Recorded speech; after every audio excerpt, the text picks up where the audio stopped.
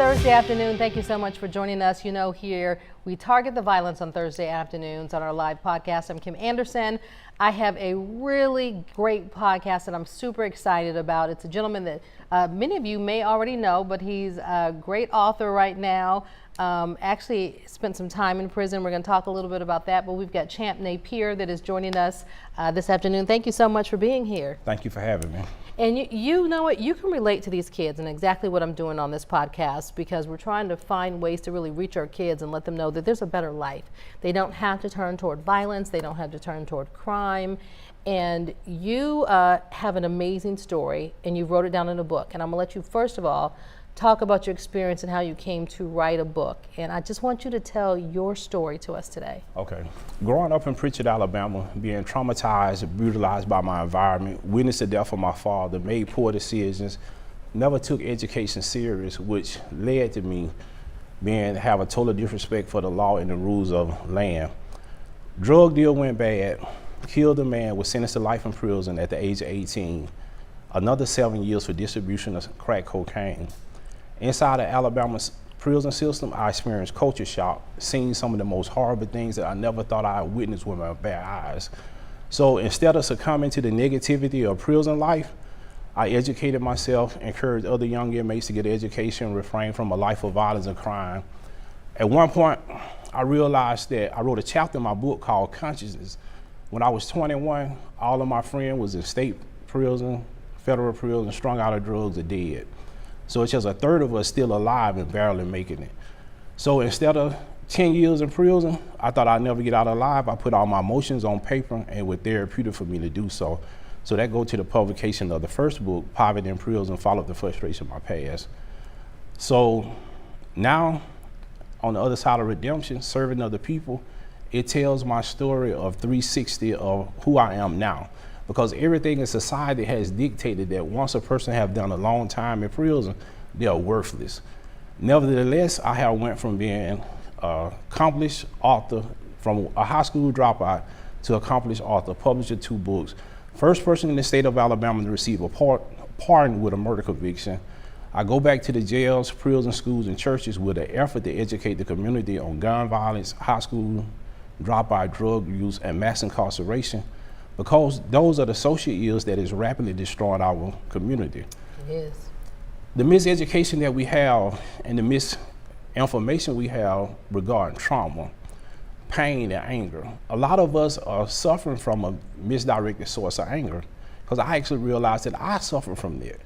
So we got to address the trauma. We got to address the miseducation, because a lot of times in our community, the music that we listen to is harming us, but we think that's our education.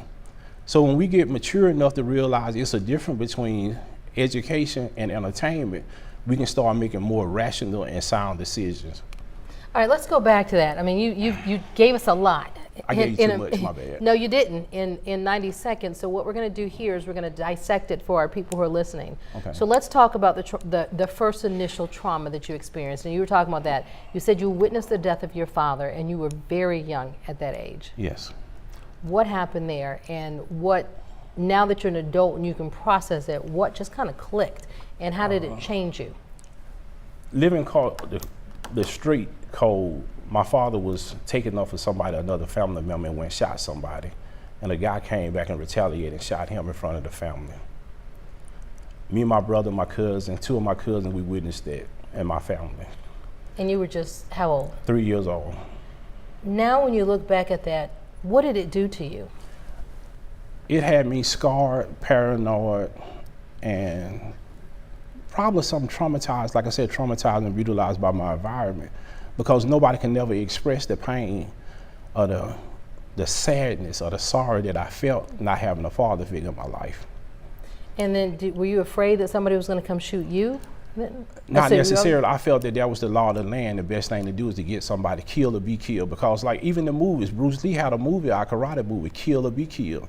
So, you know, growing up in that environment, we felt that was the way of the land. So that's what you felt just happened? Yes, a lot of that. Especially after even seeing your father? Yes, even growing up in my teenage years, I felt that was the way. Even with, I tell people that Scarface was one of my favorite movies. But Scarface, the movie, did more than my psychic than Scarface the rapper. Really? Even though, you know, we ban rap music, we talk about how bad rap, but let's talk about how bad the movie Scarface was, and how people that's in the streets, that's captivated by the street life, feel that this is a way if we get rich quick, fast, and in a hurry. The drugs and the killing. The drug trade, the killing, the gangster lifestyle, the thug culture. Not only just the rap music, the movies that we watch give us the false sense of identity. Especially if you're young and your brain is not matured, because Yes. you apparently were a kid at that time. Yes. And so you had already witnessed trauma, and then this movie's it's just solidifying it for you. Yes. Okay, so let's talk about when you're saying that you weren't interested in education, because that's what we're seeing a lot of too. We've got a lot of our children that are falling in the education system. Graduation rates are dropping, kids are dropping out of school.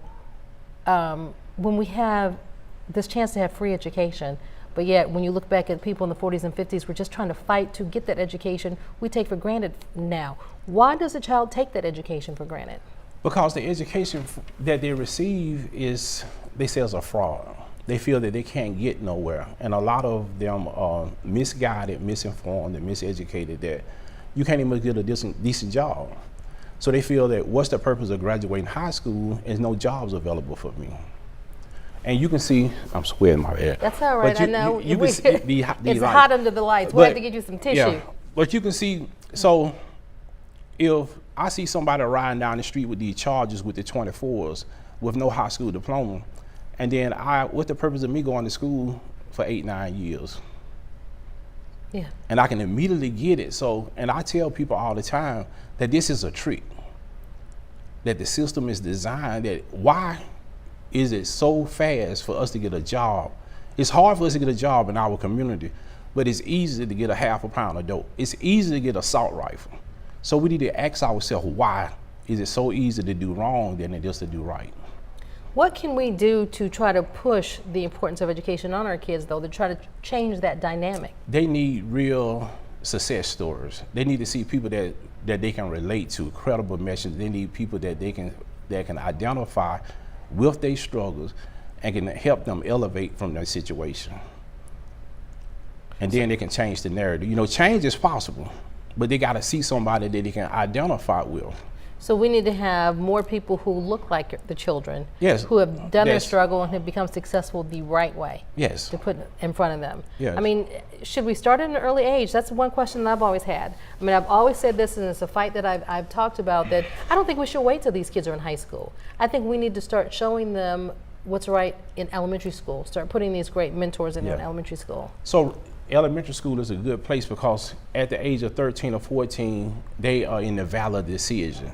So they realize that it's an opportunity for me to go straight and narrow. I can quit school at a very young age and do everything that's illegal. Okay. Thank you. We got some tissue. That's all right, because we know the lights are very, very Yeah. hot. Don't worry about it. Yeah, it makes it feel better. That's all right. Keep it right here. And that's both of your books right there, Poverty in Yes. Prison, Servant of the People, which are really good. And your story is so interesting, and what you're saying is right on point, that we've got to start with our kids early, that we can't wait. Now let's talk about, okay, you said that you at 18, it was a drug deal gone wrong. Yes. And a lot of these kids don't realize they'll pull guns on people, or people will pull guns on them, and they're thinking, I think it's something in their head that think it's not a final. There's no, that something may come back. I mean, what are you thinking when you kill somebody, and then the consequences that you're gonna now be in prison? To get to our kids to say, wait a minute, think before you pull a gun. And that's what we don't think. We so emotionally entwined with the struggle that we feel that we have nothing to live for. You know, a lot of the kids in our community now feel that they're not gonna live to be 21 years old. You know, I used to work over at Strickland Youth Center with a part of a mentor program, and I asked 10 young men to write me your 5-year plan. And they was like, Mr. Champ, I'm not gonna be here 5 years from now. And it was so sad that 6 of them was murdered within the next 2 years. Wow. So they've just written their story by speaking it. Yes. So we've got to change that mindset. Got to change their mindset. Now you were able to get out of prison, like you said. There was, Yes. You were a fortunate one to be pardoned, and that's a rarity, the first one. When you got out of prison, we're going to jump ahead a little bit. You write in your book it was a struggle just to even get a job or a place to live. Yes. How did you, what do you say to those people? That's where they wonder why the recidivism rate is so high and people keep going back to prison. A lot of times they go back to prison because they don't have a choice. Yeah. That we got to realize that for myself, patience, prayer, and perseverance, those are the 3 elements that help me. And so even in my new book, Serving Other People, I was so at a low point where people were still trying to label me after 15 years in prison. They want to talk about everything negative that I had done in my life. But what about me helping kids get a job? What about me helping kids stop and fight, trying to help people, put them in a better position and change the mindset and change the narrative? So with Serving Other People, my new book is geared toward reducing the recidivism rate, promoting rehabilitation, foster transformation, and a healthy lifestyle. Because a lot of time the diet, what we eat, affect the way that we think. So if we eat like savages, we eventually start living like savages. Yeah. Because we have a savage mindset. So when we get a clear and pure diet, it purifies the inside of us, and that makes us change our mindset. So we got to realize that change is possible. So even though you're in a terrible situation, you're dealing with the challenges and the adversity of life, if you change your mind, you can change your situation. And I truly believe that everything Yes. that you said, because you kind of see it.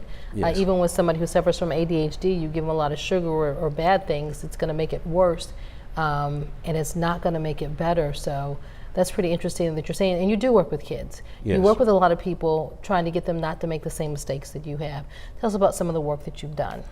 So the most gratifying situation that I'm in now is the client advocate for the Mobile County Public Defender's Office, where I'm able to use my prior experience, my expertise, and my energy to go talk to the clients that's dealing with criminal defense and force them and show them they can deal with reality. That nobody ain't just come pick you up and put you in the metro jail. So what circumstances that got you there? Deal with reality, and then you can get better outcome. When you're talking about situations that put you there, we're going to go back to Yes. to you, for example, when we're talking about childhood trauma. We see our state talking about building more jails. Yeah. But should we be looking at building facilities for mental health, getting more mental health counselors and working with these kids before they even have to go to prison? Yeah, mental illness is a serious issue in our community, and we don't need to. It need to be addressed and cleared out because we don't feel that we have mental issues. That goes from that old taboo, and I had to say it with the African American community. Even growing up as a child, only crazy people go to seek help, but that's not true. Yeah. That's not true. We all could use mental health counseling. Yeah.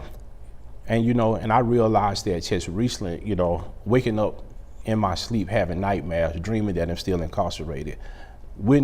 Dreaming that I'm having the last conversation with my grandmother where she tell me, get out of prison and stay out, because I had family members in my prison and my family member that's still in my family that's still in prison when my grandmother died 32 years ago. So breaking the cycle was hard because, in my community, people would offer me drugs before they helped me get a job. And I had close family members and even homeboys would tell me, man, why are you trying to go to work for this little money and you can get this sack and go make $5,000 a day? But they are part of the vicious cycle of incarceration. So, you got to reject that. You got to make a conscious decision that, eradicate the criminal mindset. I got to leave this lifestyle alone. This lifestyle is not healthy for me. So when you talk about even family members influencing you to do drugs, do you think that in our community, that's all they know because that's what they were taught by their family members? This is what we see. And then you got to think about, this is the quick way for us to go from rags to riches. Because I see it all the time. And I be saying, man, this is a cheap concept of life of how to get out. Personally dealing with my experience with my friends, family members, and other people that I see that feel that a life of crime is more beneficial than going to work every day. Yeah. And it's a hard, vicious cycle that we got to get out. Growing up in poverty is a struggle. Yeah. It's a struggle. The education is lower. The school is low performing schools. No positive guidance, no positive mentors, nobody to actually show you how to do right. So it's easy to get entangled up in the misery of growing up in poverty. And people don't realize that until they've walked in those shoes. Everybody wants to give a solution, but not everybody can walk that walk. Everybody want to give a solution and advice, but they're afraid to even walk down those streets. They're afraid to come to the community. So you cannot help a person if you're afraid to talk to them. You know, the pastors of the church, the imam, the spiritual advisors, they want to talk about saving the community, but they pass right by the problems going out to West Mobile. But the real struggles are in the inner cities, in the ghetto. But every time you walk, you go down Pritchard, 45, Michigan Avenue, they lock their doors and keep on going to the suburbs. Where the real challenges and where it really needed at is in the community. Right there, where they need to stay and mingle and ingrain themselves. Yes, Solid Road, West Mobile have good mentoring programs where the kids have two-parent household, decent income, but the people who need it the most, they don't get that. So it's lacking. So they promote genocide. So we need to get in those communities. Yes, you need to be in those communities, boots on the ground, walk in the community, and feel the people. Don't be afraid of them. You can't help them if you're afraid of them. Champ, you know, you've said a lot today. You've Thank said you. a lot. I mean, because you're not only speaking to the youth, but you're speaking to us as adults. Yeah, got to speak to the community. About what we need to do. Because a lot of times, I mean, even some of the parents of these kids, just working with them to help them engage in their kids. I mean, are you seeing that an issue is just parenting problems too? Yeah. And dealing with them. Well, we're going to talk a little bit more about your book because I could talk to you about this all day. Yeah. And we are on a limited time schedule, so we got to wrap it up soon. How can we get your books? How can we get more information on you? How can we invite you to come speak somewhere and talk to the youth? Well, I'm always available to come and talk to people because I think that's one of the things that God had blessed me with, to spare my life from coming from a point of incarceration. Majority of people can reach me on Facebook, Chris Champ Napier. Email me. I'm not hard to find.